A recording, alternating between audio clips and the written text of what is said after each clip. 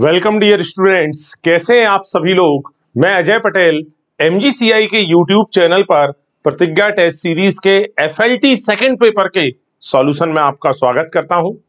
मुझे पूरी उम्मीद है आप सभी ने बहुत जबरदस्त लेवल पर तैयारी करके इस पेपर को दिया है और आप सभी के मार्क्स भी बहुत अच्छे आ रहे होंगे। आइए बिना देरी किए हम इस पेपर के सॉल्यूशन को स्टार्ट करें। यहां पर ये सिलेबस आ गया है और ये है हमारा क्वेश्चन नंबर 1। इसमें हमें करेक्ट मैच को पहचानना है।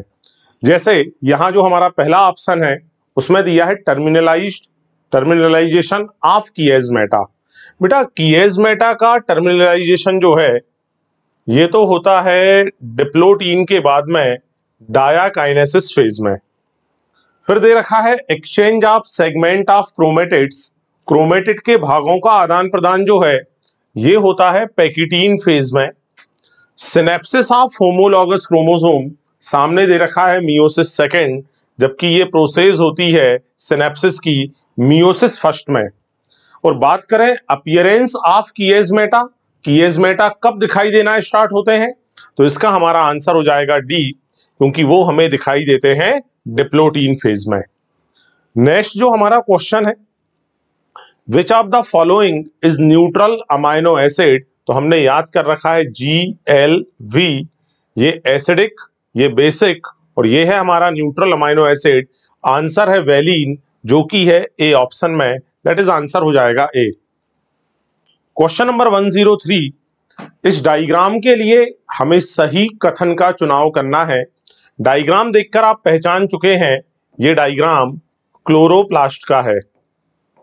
सबसे पहला जो स्टेटमेंट लिखा है पावर हाउस ऑफ सेल, अरे भाई गलत हो गया ये तो। और जैसे ही ए गलत हुआ मुझे तो आंसर ही दिख गया है कि आंसर होगा हमारा ए, ओनली बी। ए कौन सा वाला गलत हुआ, ये वाला ए गलत हुआ है, बट यहां पे ये हमारा आंसर रहेगा बिकॉज ये ए इन बाकी सभी आंसर्स में दे रखा है। और power house of the cell किसको कहते हैं, माइटोकॉन्ड्रिया को। बट आइए और नीचे की स्टेटमेंट्स को भी हम डिस्कस करें। यहां लिखा है सेमी ऑटोनॉमस ऑर्गेनेल, बिल्कुल सही है, इसे सेमी ऑटोनॉमस ऑर्गेनेल कहते हैं। क्यों, क्योंकि इसके पास अपने खुद का डीएनए और प्रोटीन संश्लेषण की मशीनरी होती है। अतः ये अपने लिए आवश्यक अधिकांश प्रोटीनों का संश्लेषण स्वयं कर लेता है, लेकिन कुछ प्रोटीनों के संश्लेषण के लिए ये भी निर्भर करेगा न्यूक्लियस के डीएनए पर, इसलिए बोलते हैं सेमी ऑटोनॉमस। यदि ये अपने सारे प्रोटीनों का संश्लेषण स्वयं कर लेता तब इसे सेमी ऑटोनॉमस ना बोलते, तब इसे बोलते ऑटोनॉमस सेल ऑर्गेनेल। अगला दे रखा है सिंगल मेम्ब्रेन बाउंड, अगेन ये गलत हो जाएगा हमारा, क्योंकि डबल मेम्ब्रेन बाउंड है। फिर बोला है प्लांट एंड एनिमल दोनों में है, ये भी गलत, ये सिर्फ प्लांट में है। फिर लिखा है एंडो मेम्ब्रेन सिस्टम का पार्ट है, ये उसका पार्ट नहीं है, क्योंकि एंडो मेम्ब्रेन सिस्टम का जो पार्ट है वो है Golgi body, endoplasmic reticulum, lysosome and vacuole. इतनी चीजें हैं जो ईएमएस का हिस्सा होती हैं, दैट इज हमारा आंसर होगा ए, ओनली बी। और आगे चलें, which of the following structure of a plant cell, पादप कोशिका की कौन सी संरचना है जो सबसे ज्यादा आयतन रखती है। हम जानते हैं उसके 90% वॉल्यूम में वैक्यूल या रिक्तिका मौजूद होती है, दैट इज आंसर होगा हमारा ए। क्वेश्चन नंबर 105 वो पूछ रहा है इस स्ट्रक्चर के लिए क्या सही है, तो यहां हमें दिखाई दे रहा है इस स्ट्रक्चर में दिस इज पेंटोज सुगर, यहां लिख देता हूं मैं, ये पेंटोज सुगर है, ये नाइट्रोजिनस बेस और ये हो गया हमारा फास्फोरिक एसिड। इन तीनों से मिलकर बना है न्यूक्लियोटाइड। तो जैसे पहला ऑप्शन जो है उसमें लिखा है न्यूक्लियोसाइड, दैट इज रॉन्ग हो गया। फिर न्यूक्लियोसाइड ये रॉन्ग है। This compound is a nucleotide called adenylic acid, तो चूंकि एडेनिन के न्यूक्लियोटाइड को एडिनिलिक एसिड कहते हैं, दैट इज हमारा आंसर जो है अभी तो सी तो सही है। ये एक मोनोमर है। मोनोमर क्यों है, बिकॉज हम जानते हैं न्यूक्लिक एसिड पॉलीमर होते हैं न्यूक्लियोटाइड के, और ये एक न्यूक्लियोटाइड है, दैट इज ये मोनोमर होगा, ये एकलक अणु है। फिर this compound is present in plant and animal both cell, ये भी सही है, ये पादप व प्राणी दोनों प्रकार की कोशिकाओं में पाया जाता है। तो हमारा आंसर हो जाएगा सी, डी एंड ई, ये तीनों और जो आंसर हमें दिया है सी ऑप्शन में। An example of a seed, एक ऐसा उदाहरण बीज का जिसमें भ्रूणपोष एवं कैरंकल हो। बेटा हम सभी जानते हैं अरंडी का जो बीज है उसमें भ्रूणपोष व कैरंकल। बेटा कैरंकल शब्द आपके सिलेबस में नहीं है, इसको देखकर बिल्कुल डिस्टर्ब ना होना, बट ये आंसर कहां से आ जाएगा, एंडोस्पर्म से, कि एंडोस्पर्म किसमें प्रेजेंट है, वो प्रेजेंट है अरंडी के बीजों में। 107 नंबर पर चलते हैं। पुष्पी पादपों में कौन सी युक्तियां अंतः प्रजनन अवनमन को प्रोत्साहित करती हैं, मतलब इन ब्रीडिंग डिप्रेशन को जो प्रोत्साहित करेंगी। और इनब्रीडिंग डिप्रेशन को प्रोत्साहित करने वाली सारी युक्तियां जो हैं वो ऑटोगेमी को, या जिसे हम बोलते हैं स्वपरागण, उसको प्रोत्साहित करती हैं। आइए एक एक करके अपन ऑप्शन समझते हैं। जो पहला ऑप्शन लिखा है उसमें है परागकण अवमुक्ति और वर्तिकाग्रग्राहिता समकालिक नहीं होती। अरे भाई यदि ये समकालिक होगी तो ही ऑटोगेमी होगी। ये पहला ऑप्शन तो क्रॉस पॉलिनेशन को प्रमोट कर रहा है। आइए बी ऑप्शन पढ़ते हैं। परागकोश और वर्तिकाग्र का भिन्न भिन्न स्थितियों पर होना, ये भी क्रॉस पॉलिनेशन जो है उसको प्रमोट करेगा। देन नेक्स्ट है सेल्फ इनकॉम्पैटिबिलिटी, ये भी हमारे क्रॉस पॉलिनेशन को ही प्रमोट करेगा। दैट इज आंसर होगा हमारा डी, इनमें से कोई नहीं। अगला क्वेश्चन है एंजियोस्पर्म में किसी जीव वैज्ञानिक के लिए कौन सी संरचना आकारिकी और भ्रूण की आश्चर्य व लैंगिक जनन का स्थल है। अरे भाई मान लो आपको ये भी समझ नहीं आ रहा है मार्फोलॉजिकली एम्ब्रियोलॉजिकली आश्चर्य का विषय, बट आपको ये तो समझ आएगा लैंगिक जनन का स्थल कौन है। वो स्थल है हमारा फ्लावर, या जिसे हम पुष्प कहते हैं। उनकी पुष्प को ही एंजियोस्पर्म की जननिक इकाई कहा जाता है। फिर पूछा है सल्फर इनमें से किस किस का अवयव है। पिछली बार जब हमने डिस्कस किया था तो आपको याद होगा सिस्टीन एंड मिथ्योनिन, ये दो अमाइनो एसिड ऐसे हैं जिनमें सल्फर प्रेजेंट है। तो यहां एक तो हमें क्या मिल गया, मिथ्योनिन। दूसरा आप याद रखना कोएंजाइम ए, इसमें भी प्रेजेंट होता है साथियों सल्फर। तो आंसर होगा हमारा बी एंड डी, मींस यहां जो हम चूज करेंगे वो आंसर रहेगा डी। क्वेश्चन नंबर 110 पर आते हैं। जोसेफ प्रीस्ले ने 1770 में बहुत से प्रयोग किए जिनसे पता लगा कि पौधों की वृद्धि के लिए हवा भी एक अनिवार्य भूमिका निभाती है। ये बात बिल्कुल सही है, आपको याद होना चाहिए बेलजार एक्सपेरिमेंट। उस बेलजार एक्सपेरिमेंट में हमने ये पढ़ा था कि चूहा, जलती हुई मोमबत्ती प्लस हरे पादप के रूप में हमने पुदीने के प्लांट को लिया था। जब इन तीनों को हमने एक साथ साथ रखा तो ना तो चूहा बेहोश हुआ, ना ही मोमबत्ती बुझी, जब तक कि उसमें मोम प्रेजेंट थी वो जलती रही। साथ ही साथ प्लांट भी नहीं मुरझाया, क्योंकि प्लांट को जो CO2 चाहिए वो CO2 किससे मिली, गैस लेने वाले प्राणी से, सांस लेने वाले प्राणी से, जिसका नाम है चूहा, वहां से CO2 मिलती रही। तो ये बिल्कुल सही बात है। जूलियस वॉन सेच ने यह प्रमाण दिया कि जब पौधा वृद्धि करता है तब ग्लूकोज बनेगा। हालांकि उसने एक लाइन और एक्स्ट्रा बताई थी कि ये ग्लूकोज स्टार्च के रूप में स्टोर्ड रहता है, स्टार्च के रूप में संग्रहित रहता है। तो हमारा आंसर होगा, दोनों कथन सही हैं, दैट इज आंसर हो जाएगा हमारा D. Question number 111 chlorophyll A का रंग है, और सिर्फ क्लोरोफिल ए क्यों, क्लोरोफिल ए, बी कैरोटीन और ज़ैंथोफिल। यदि इनके रंग याद करने हैं तो आपको याद आना चाहिए, मैंने बता रखा है आपको, BG, YG, यो, और अपने को हनी सिंह तो बनना नहीं है तो अपन यो तो करेंगे नहीं, इसलिए लास्ट वाला ओ मैंने यहां से हटा दिया। तो क्या आ गया, ब्राइट ग्रीन या ब्लू ग्रीन। तो चमकीला अथवा नीला हरा ये जो रंग है ये होता है हमारे क्लोरोफिल ए का। बी में क्या होगा, yellow green, carotene yellow orange and xanthophyll yellow colour का होता है। बट यहां हमसे सिर्फ क्लोरोफिल ए पूछा है, दैट इज आंसर होगा सी। कौन पादप वृद्धि नियंत्रक है जो धान के पौधे की पर्वसंधि एवं पिटियोल वृद्धि में अत्यधिक मात्रा में उसको बढ़ा देता है। तो बेटा यहां पर हमारा जो आंसर है वो रहेगा एथिलीन। जो एथिलीन गैस है वो पिटियोल की वृद्धि करवाने में हेल्प करती है। चलिए अगला क्वेश्चन है हमारा क्वेश्चन नंबर 113। क्रेब्स साइकिल में जीटीपी का सिंथेसिस कहां पर होता है? हम सभी जानते हैं क्रेब्स साइकिल में जब सक्सिनाइल कोएंजाइम ए से सक्सिनिक एसिड बनेगा उस समय जीटीपी का फॉर्मेशन होता है और इसे कहा जाता है सबस्ट्रेट लेवल फॉस्फोराइलेशन। अगला जो क्वेश्चन है आरक्यू की वैल्यू क्या होगी? बेटा हम जानते हैं RQ means released CO2 upon used O2, तो बाहर निकलने वाली जो CO2 है वो है 102, अंदर आने वाली जो ऑक्सीजन है वो है 145। जब नीचे डिनोमिनेटर या हर की वैल्यू ज्यादा होती है तो आंसर 1 से छोटा आएगा, मींस आंसर हो जाएगा हमारा बी। अगला जो क्वेश्चन है ये डायग्राम किसका है तो हमें दिखाई दे रहा है। बेटा सरल और संयुक्त पत्ती को पहचानने का अंतर मैं तुम्हें बता रहा हूं। सरल पत्ती वो है जिसके लेमिना में कोई कटाव फटाव ना हो, या फिर यदि वो कटी फटी हो, उसका लेमिना कटा फटा हो, तो वो मध्य सिरा को स्पर्श ना करे। तो एक तो हमें यहाँ ये दिख रहा है कि इसके लेमिना में बिल्कुल भी कटाव फटाव नहीं है, और हल्की सी यदि ये कटी फटी भी है तो ये मध्य सिरा को स्पर्श नहीं कर रही। दैट इज हमें समझ आ गया ये डायग्राम सरल पत्ती का है, तो आंसर तो हो जाएगा हमारा सी।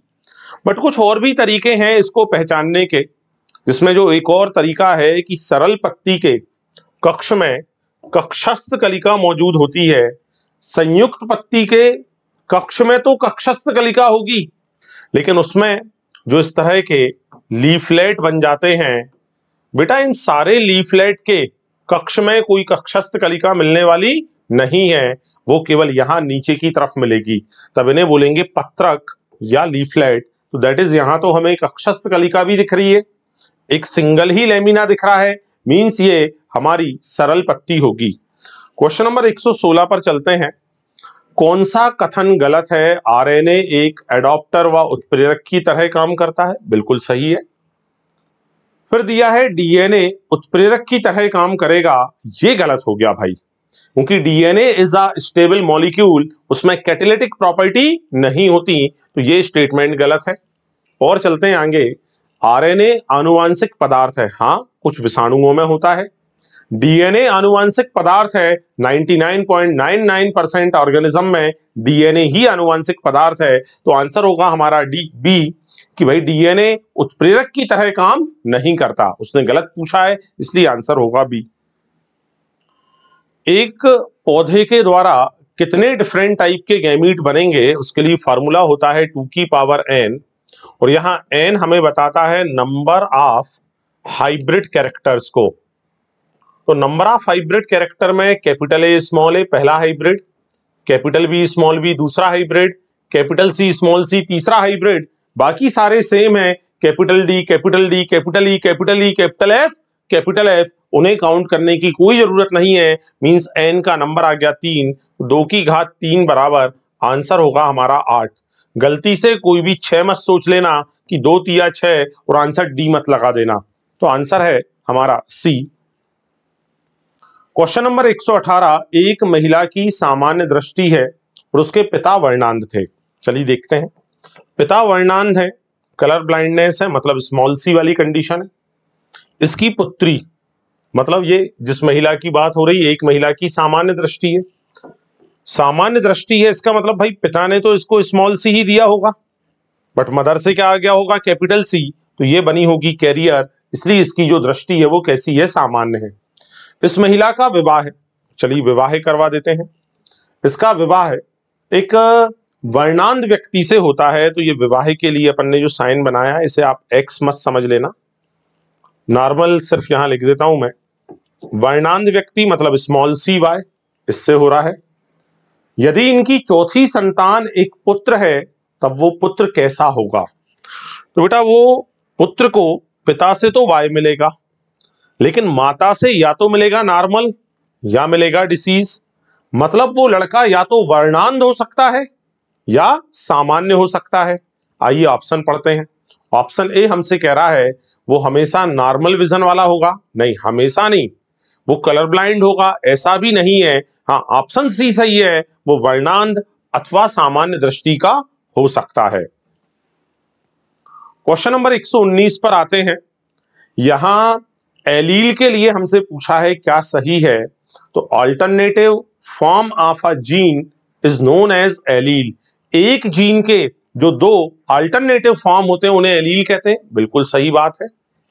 फिर एक जोड़ी जीन किसी एक विशिष्ट लक्षण को नियंत्रित करते हैं, जैसे लंबापन या बौनापन, तो बिल्कुल भाई ये बात सही है कि जो जीन है उसके दो एलील कैपिटल टी या स्मॉल टी या कैपिटल टी स्मॉल टी, ये लंबेपन या बौनेपन को क्या करेंगे, नियंत्रित करेंगे, ये भी सही है।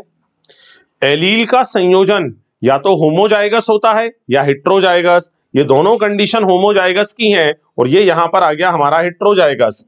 फिर एलील प्रभावी या अप्रभावी हो सकते हैं, हम जानते हैं कि कैपिटल टी प्रभावी है और स्मॉल टी जो है वो अप्रभावी है। दैट इज आंसर होगा हमारा यहाँ 4 भी सही है। 5वें नंबर पर आए, एलील को प्रभावी उस समय कहा जाता है जब वो homozygous as well as heterozygous समयुग्मजी व विषम युग्मजी दोनों अवस्थाओं में प्रदर्शित होता है। मतलब यहां आंसर हमारा सी होगा। ये सारे की सारी स्टेटमेंट ही सही हैं। निम्नलिखित में से कौन सा जैव वैज्ञानिक रूपांतरण सिद्धांत के जैव रासायनिक प्रयोग में शामिल नहीं था? हमें याद है 3 वैज्ञानिकों ने, पहले प्रयोग किसने किया था? प्रयोग किया था ग्रिफिथ ने, ट्रांसफॉर्मेशन का एक्सपेरिमेंट, अरे चूहे को इंजेक्शन लगाए थे। हाँ, उसका जो प्रयोगात्मक परीक्षण किया था कि वो पदार्थ कौन है जिसने रूपांतरण को या रूपांतरण के लिए जिम्मेदार है, वो प्रयोग किया था एवेरी, मैक्लियार्ड, मैककार्थी ने। उस प्रयोग में जैकब मोनार्ड नाम का कोई वैज्ञानिक नहीं था। यूकैरियोटिक कोशिका में नाभिक के आयाम की तुलना में डीएनए की लंबाई बहुत अधिक होती है। यदि मैं ह्यूमन का एग्जाम्पल लूं तो ह्यूमन के डीएनए की लंबाई 2.2 मीटर है, जबकि न्यूक्लियस का आकार 5 × 10⁻6 मीटर है। मतलब न्यूक्लियस जो है वो बहुत छोटा है, डीएनए जो है वो बहुत लंबा है। अतः हमें इस डीएनए को यदि इस छोटे आकार के न्यूक्लियस में पैक करना है तब इस डीएनए को हमें कुंडलित करना होगा। कुंडलित करने के लिए न्यूक्लियोसोम बनेगा, तो आंसर हो जाएगा हमारा ए। न्यूक्लियोसोम में अति कुंडलित होकर कोई डाइजेशन नहीं करवाएंगे, डीएनए का परित्याग नहीं करवाएंगे, अनावश्यक जीन का पाचन जैसी कोई चीज नहीं है। आंसर है हमारा ए। अगला क्वेश्चन है, कौन सा आरएनए उल्टे एल की तरह दिखता है? तो जैसे जो टीआरएनए है वो कैसा दिखेगा? उल्टे एल की तरह हमें दिखेगा। जैसे ये उल्टा एल बना दिया, नॉर्मल एल ऐसा होता है, तो टीआरएनए जो है उसकी संरचना उल्टे एल की तरह होती है। दक्षिण भारतीय पारंपरिक पेय टॉडी किसका फर्मेंटेड प्रोडक्ट है? तो बेटा ये जो ताड़ वृक्ष है उसका जो स्राव होता है उसका उत्पाद है। विजातीय डीएनए केंद्रक के अंदर सीधे तौर पर यदि इंजेक्ट करना है, ये एक तरह की जीन ट्रांसफर की मेथड है जिसका यूज एनिमल सेल में होता है, तो यहां आंसर आएगा माइक्रो इंजेक्शन। एक और मेथड है जीन गन, बायोलिस्टिक या बम्बार्ड मेथड, उसका यूज किया जाता है प्लांट सेल में।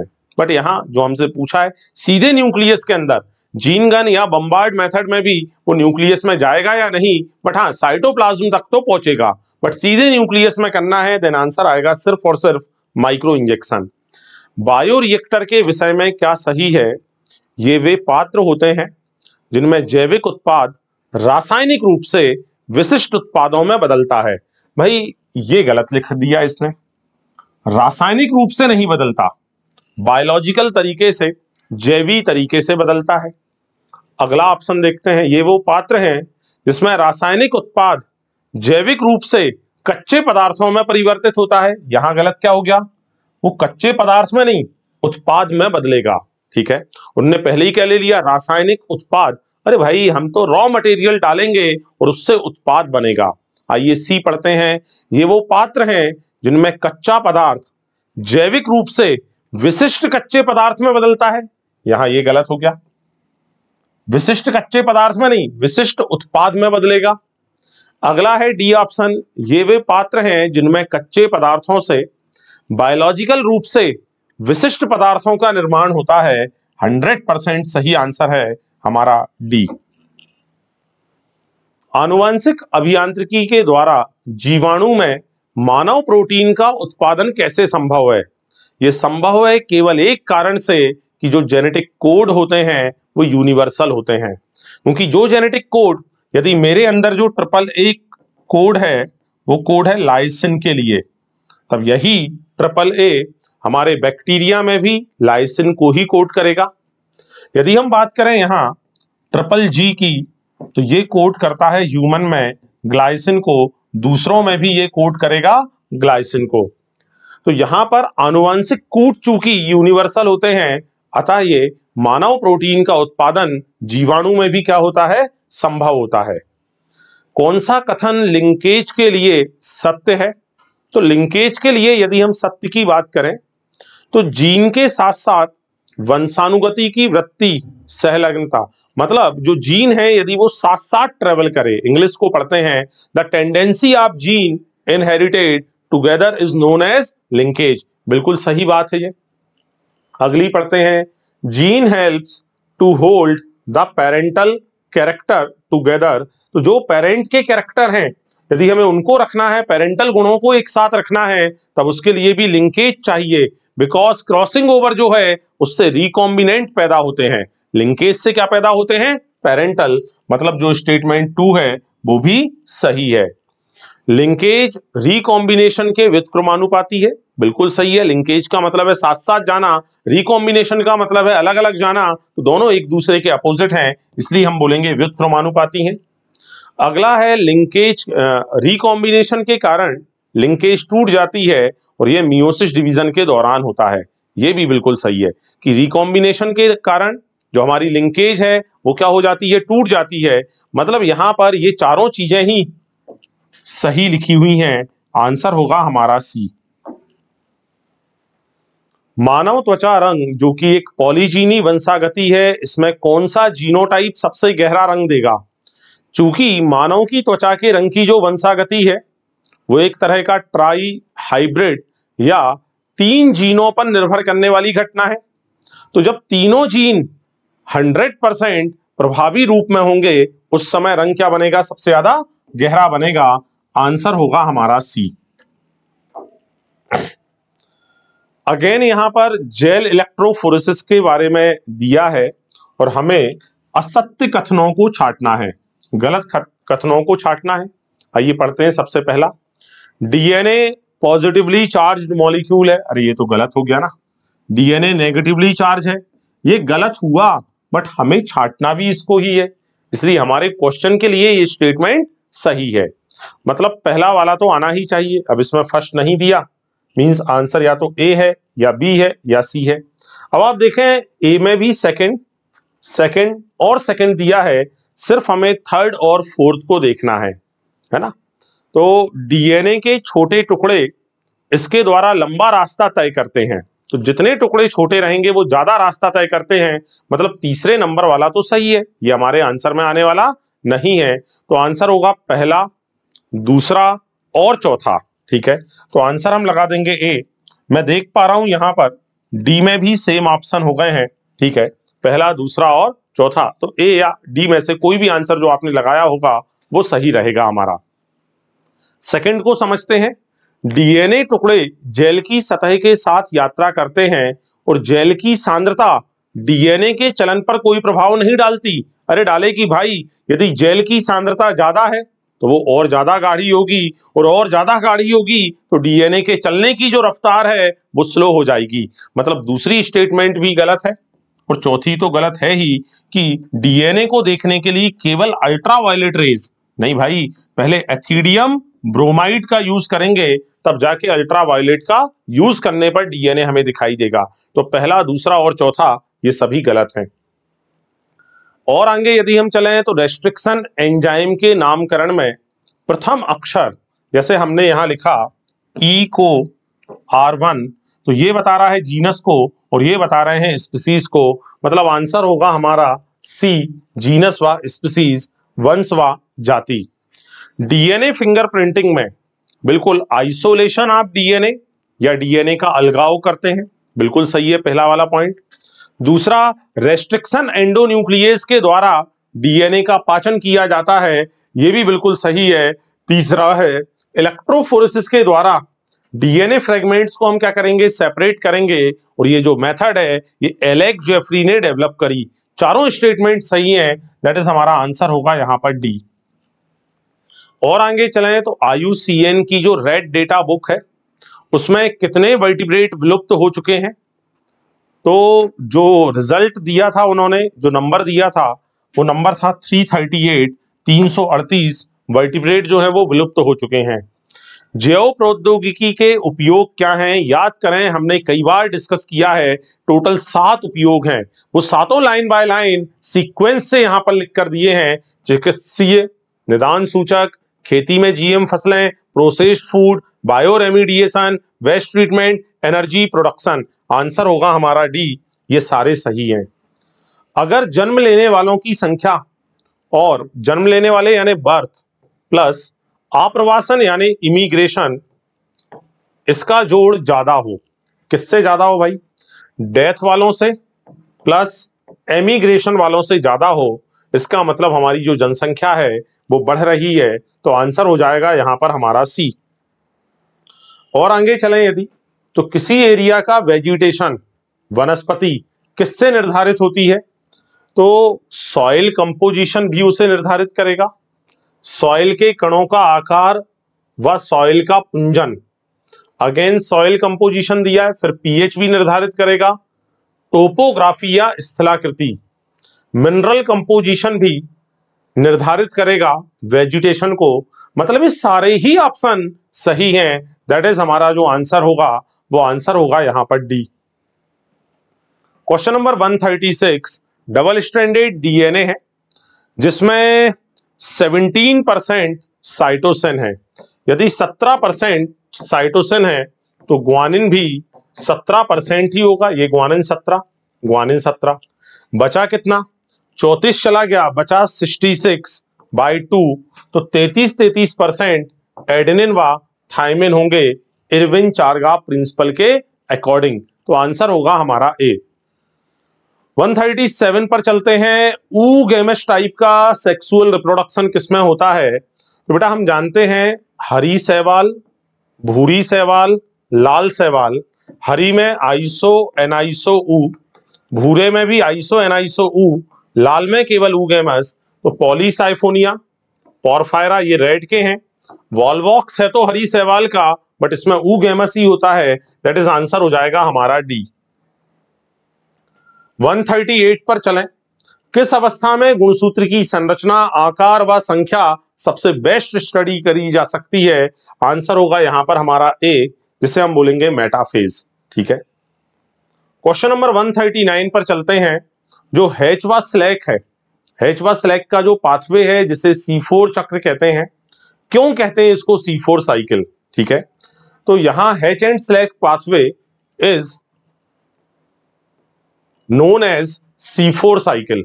इसे C4 साइकिल कहा जाता है, क्यों, क्योंकि जो फर्स्ट स्टेबल कंपाउंड है वो ऑक्सैलो एसिटिक एसिड है जो कि 4 कार्बन वाला है। तो आंसर हो जाएगा हमारा ए। इसका कोई प्रथम CO2 ग्राही OAA नहीं है, हालांकि इसका जो प्रथम CO2 ग्राही है वो कौन है, फास्फोइनॉल पायरुवेट जो 3 कार्बन वाला है, इस कारण से भी इसको C4 नहीं कहते। सभी मध्यवर्ती 4 कार्बन वाले हैं, ऐसा भी नहीं है। और एक समय में 4 CO2 अणु कार्बोक्सिलेशन के लिए आते हैं, ऐसा बिल्कुल नहीं है। एक समय में केवल एक CO2 का अणु अंदर आता है। तो आंसर तो होगा हमारा ए। क्वेश्चन नंबर 140 पर चलते हैं। आर्किगोनियोफोर, एंथ्रीडियोफोर, आर्किगोनियम एंड राइजोइड या मूलाप के विषय में क्या सही है। बेटा ये सारी जो संरचना है ये ब्रायोफाइटा के लिवरवर्ट में होती हैं। और आप सभी जानते हैं कि जो हमारा ब्रायोफाइटा है, जो उसका लिवरवर्ट है, उसकी जो मेन प्लांट बॉडी है वो गेमिटोफिटिक है। मतलब ये सारी संरचनाएं गेमिटोफाइट हैं। तो एक तो हमारा बी सही हो गया। और चूंकि ये सभी गेमिटोफाइट हैं, दैट इज हमारा आंसर होगा कि चूंकि गेमिटोफाइट हैप्लॉइड होता है, दैट इज सभी संरचनाएं हैप्लॉइड होंगी, लिवरवर्ट में है। इन्हें तो आप मान सकते हैं जननिक संरचना, बट जो राइजोइड है वो जननिक संरचना नहीं है। तो डी इसमें नहीं आएगा, आंसर होगा ए, बी व सी। आंसर हो गया हमारा यहां पर डी। 141 पर चलते हैं। निम्न में कौन सी घटना एनाफेज से संबंधित है? पश्चावस्था मतलब एनाफेज।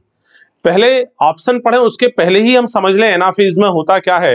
बेटा एनाफेज के दौरान सेंट्रोमियर की स्प्लिटिंग होती है। जो गुणसूत्र बिंदु है वो बीच में से टूट जाता है और गुणसूत्र बिंदु के टूटने के कारण, सेंट्रोमियर के टूटने के कारण फाइनली जो आधे आधे गुणसूत्र हैं वो विपरीत ध्रुवों की ओर जाना स्टार्ट हो जाते हैं। तो पहला ऑप्शन गुणसूत्र बिंदु विखंडित होते हैं, बिल्कुल सही है। अर्ध गुणसूत्र अलग हो चुके हैं। गुणसूत्र जो है वो विपरीत ध्रुवों पर होते हैं, गलत। कोई गुणसूत्र विपरीत ध्रुवों पर नहीं होता, आधा गुणसूत्र होगा। हाँ, सी ऑप्शन सही है, अर्ध गुणसूत्र विपरीत ध्रुवों की ओर चले जाते हैं। दैट इज हमारा आंसर होगा डी, ए व सी दोनों। थोड़े से और आगे चलें क्वेश्चन नंबर 142 पर। नीचे दिया गया चित्र डाइकॉट जड़ का है, उसमें पहचानना है कि जो ए है उसका यूज किस में है। वास्तव में बेटा ये ए क्या है? ये ए रूट हेयर है जिसका उपयोग होता है जल के अवशोषण में। क्वेश्चन नंबर 143 पर आए। निम्न में से किन पादप समूह में एम्ब्रियो का फॉर्मेशन होता है? बेटा एम्ब्रियो तो ब्रायोफाइटा, टेरिडोफाइटा, जिम्नोस्पर्म, एंजियोस्पर्म, इन सभी में बनता है। कुछ लोग कंफ्यूज हो गए होंगे, मैं जानता हूं। 19 एम्ब्रियो फॉर्मेशन को सीड फॉर्मेशन समझ लिया होगा, तो आप सीड फॉर्मेशन नहीं पूछा। हाँ, सीड फॉर्मेशन पूछेंगे तब वो तो जिम्नोस्पर्म, एंजियोस्पर्म में होता है, आवृत बीजी और अनावृत बीजी में होता है। बट एम्ब्रियो तो ब्रायो, टेरिडो, जिम्नो, एंजियो इन सभी में बनेगा। दैट इज हमारा आंसर होगा यहां पर सी, ये सभी। 144, यहां पर हमें जीवित और मृत टिश्यूज को पहचानना है। मैं जीवित के लिए एल या लिविंग के लिए एल लिखते जाऊंगा, डेड होगा तो डी लिख दूंगा। हम सभी जानते हैं पेरेन्काइमा, कोलेन्काइमा, स्क्लेरेन्काइमा में जो स्क्लेरेन्काइमा है वो एक डेड मटेरियल है। फ्लोएम पेरेन्काइमा लिविंग है। जाइलम के तंतु ये डेड मटेरियल होते हैं। ट्रैकीड्स डेड मटेरियल है। अरे ट्रैकीड, वेसल्स, जाइलम फाइबर, ये तीनों जाइलम के घटक हैं, तीनों डेड होते हैं। जाइलम में केवल जाइलम की पेरेन्काइमा जो है वो लिविंग होती है, जो यहां दे रखी है जाइलम पेरेन्काइमा, ये लिविंग है। जो वेसल्स हैं वो भी डेड होती हैं। हाँ, अब बात करें फ्लोएम की, तो बेटा फ्लोएम में sieve tube, companion cell, phloem की पेरेन्काइमा, ये तीनों लिविंग है। ये आ गई सीयू ट्यूब एलिमेंट, लिविंग है। ये आ गया हमारा फ्लोएम का फाइबर, ये डेड है। फिर कंपेनियन सेल लिविंग है, कोलेन्काइमा लिविंग है, पेरेन्काइमा लिविंग है। आइए काउंट करें कितने डेड हैं यहां। 1, 2, 3, 4 एंड 5। तो हमें पहले बताने जीवित, बाद में बताने मृत। तो मृत वालों की संख्या कितनी आ गई है? 5। जीवित वाले काउंट करें यदि, तो 1, 2, 3, 4, 5, 6। तो 6 जो है वो जीवित हैं। आंसर आएगा 6,5। आंसर हो जाएगा हमारा ए। निम्न में से दिए गए चित्र के लिए कौन सा कथन सही है? आप ये डायग्राम देखकर पहचान ही गए हैं, ये डायग्राम टीलोफेज का है। पहला ऑप्शन सिनेप्टोनीमल कॉम्प्लेक्स का फॉर्मेशन, बेटा ये तो मियोसिस फर्स्ट की प्रोफेज फर्स्ट में होता है, मींस ये सही नहीं है। फिर बी, गुणसूत्र मध्य रेखा की ओर जाकर मेटाफेजिक प्लेट पर अरेंज हो गए हैं। अरे भाई ये तो ऑप्शन जो है ये मेटाफेज के लिए सही है। सेंट्रोमियर स्प्लिट हो रहा है, क्रोमेटिड अलग हो रहे हैं, ये एनाफेज के लिए सही है। इनमें से कोई भी ऑप्शन इस डायग्राम के लिए सही नहीं है, क्योंकि कोई भी ऑप्शन टीलोफेज को एक्सप्लेन नहीं कर रहा। मनुष्य को किस पोषी स्तर पर रखा जा सकता है? बेटा याद रखना, ह्यूमन जो है, मनुष्य जो है, चूंकि वो उत्पादक नहीं है इसलिए उसे प्रथम पोषी स्तर पर रख नहीं सकते। इसके अलावा द्वितीय, तृतीय, चतुर्थ इन सब पर रख सकते हैं। मतलब आंसर हो जाएगा हमारा ए, बी, डी। आंसर होगा हमारा बी।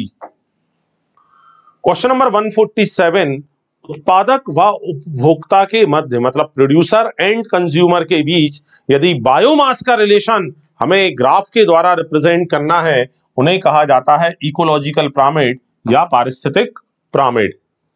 पारिस्थितिक तंत्र ऊष्मा गतिकी के दूसरे नियम से अवमुक्त नहीं है, मतलब ये उसे फॉलो करता है। इस पर ये एप्लीकेबल होगा। बिल्कुल एनसीईआरटी की लाइन है ये, पहला स्टेटमेंट सही है।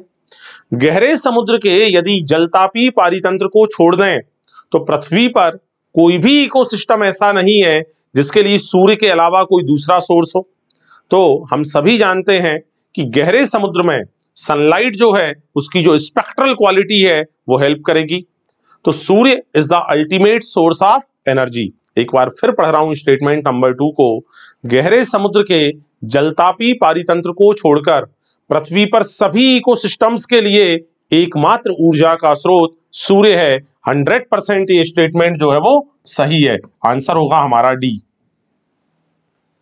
1981 में जो मानव की जनसंख्या है उसके लिए प्राकृतिक वृद्धि की इंट्रिंसिक दर आर की वैल्यू पूछी है, जो बराबर होती है बी माइनस डी के 0.0205। लास्ट क्वेश्चन है, कितने वन्य जीव अभ्यारण्य भारत में मौजूद हैं? तो बेटा बायोडाइवर्सिटी में दे रखा है 448। तो ये है हमारा पेपर। मैं अगले पेपर के लिए साथ ही साथ 5 मई के लिए मेरी तरफ से आपको बेस्ट ऑफ लक है, खूब शुभकामनाएं हैं। खूब मेहनत करो, इतनी जी तोड़ मेहनत करो कि रिजल्ट जो है वो शोर मचा दे आपकी मेहनत का। Thank you, best of luck.